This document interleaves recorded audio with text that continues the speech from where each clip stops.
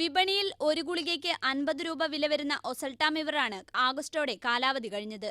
പൊതുവിപണിയിൽ മരുന്ന് ലഭ്യമാണെങ്കിലും സർക്കാർ ആശുപത്രികളിൽ കാലാവധി കഴിഞ്ഞ മരുന്നുകൾ മാത്രമേ സ്റ്റോക്കുള്ളൂ. രാജ്യത്തെമ്പാടും സർക്കാർ മേഖലയിൽ മരുന്നുക്ഷാമം ഉണ്ടെന്നാണ് ഇതേക്കുറിച്ച് കേന്ദ്ര ആരോഗ്യ മന്ത്രാലയത്തിന്റെ വിശദീകരണം. നിലവിൽ H1N1 ഒസൽട്ടാമിവർ എന്ന ഗുളിക സംസ്ഥാനത്തിന് ആവശ്യമുള്ളത്രയും നൽകുന്നത് കേന്ദ്ര സർക്കാരാണ്. ഇക്കൊല്ലവും 2 തവണയായി 85,000-ഓളം ഗുളികകൾ നൽകിയിരുന്നു. ഈ ഗുളികകളുടെ മുഴുവൻ ഉപയോഗ കാലാവധി ആഗസ്റ്റിൽ അവസാനിച്ചു. ഇതിൽ പകുതിയോളം ഇപ്പോൾ സ്റ്റോക്കുണ്ടെങ്കിലും കാലാവധി അവസാനിച്ചതോടെ ഇനി നശിപ്പിക്കേണ്ടവയാണ്. ഇതിനിടെ സംസ്ഥാനത്തേക്ക് H1N1 പനിക്കുള്ള മരുന്ന് നൽകുന്നതിൽ നിന്ന് കേന്ദ്ര സർക്കാർ പിൻവാങ്ങിയിരിക്കുകയാണ്. ഇതോടെ പ്രതിവർഷം H1N1 മരുന്നിനായി മാത്രം സംസ്ഥാനം 50 ലക്ഷത്തിലധികം രൂപ ചെലവിടേണ്ടി വരും. സർക്കാർ കണക്കുകൾ പ്രകാരം ഈ വർഷം 59 പേർക്ക് H1N1 രോഗം സ്ഥിരീകരിക്കുകയും 14 പേർ മരണപ്പെടുകയും ചെയ്തിട്ടുണ്ട്. ഇതിനിടെയാണ് സംസ്ഥാനത്ത് മരുന്നുക്ഷാമവും രൂക്ഷമാവുന്നത്.